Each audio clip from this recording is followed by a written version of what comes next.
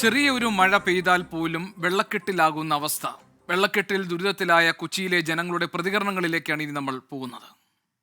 സാധാരണ നമ്മളൊരു വികസനമൊക്കെ നമ്മൾ ഇതിലൊന്നുമില്ല, പക്ഷേ വികസനം നടത്തുമ്പോൾ അയൽവക്കത്തെ വീട്ടുകാർക്ക് അവർക്കും മറ്റുള്ളവർക്കൊന്നും ബുദ്ധിമുട്ടില്ലാത്ത രീതിയിൽ ചെയ്യണമുണ്ട്.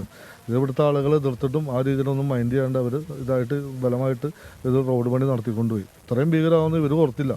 മുനിസിപ്പാലിറ്റി ഇതുവരെ തിരിഞ്ഞു നോക്കിയിട്ടില്ല. തിരിഞ്ഞു നോക്കി, പക്ഷേ ഒന്നും ഇതുവരെ ഒന്നും ശാശ്വത നടപടികളെ പരിഹാരം ഒന്നും ഇതുവരെ പറഞ്ഞിട്ടില്ല. അവരും അന്താളിച്ചേക്കനെയാണ്. അവർ വന്ന ഉദ്യോഗസ്ഥർ പറഞ്ഞ് ശരിയാണ്, ഇത് ശാസ്ത്രീയമായ രീതിയിലാണ് പണിതേക്കണമെന്ന് അവർ സമ്മതിച്ചു. കനാലിൽ അങ്ങോട്ട് പോയ വെള്ളം എല്ലാം തിരിച്ചിങ്ങോട്ട് വന്നു. കനാലിൽ നിറഞ്ഞ കവിഞ്ഞ് ഇങ്ങോട്ട് വീടിനുള്ളിലേക്ക് കയറി.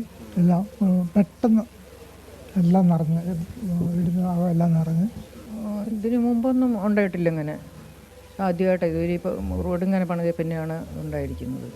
നമുക്ക് രാത്രി കിടന്നുറങ്ങാനും കൂടെ പറ്റില്ല. പേടിച്ചാൽ എപ്പോഴാണ് വെള്ളം കയറി വരുന്നതെന്ന് അറിയില്ല. ഇന്നലെയൊക്കെ 1 മണി 1:30 ആയപ്പോഴത്തേനാണ് ഭയങ്കര വെള്ളം ഇങ്ങോട്ട് കയറി വന്നു. പെട്ടെന്ന് സംഭവിച്ചതെന്ന് വെച്ചാൽ ഈ കാനയിൽക്കൂടി വെള്ളം ശരിക്കും ഒഴുകുന്നില്ലല്ലോ.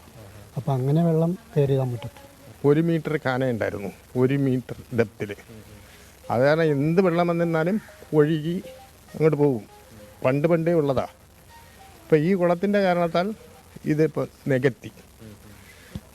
1 മീറ്ററിൽ കൂടുതൽ ആഴമുള്ള കാന വെറും 10 സെൻറ്റിമീറ്ററായി ഇവിടെ കാണാം.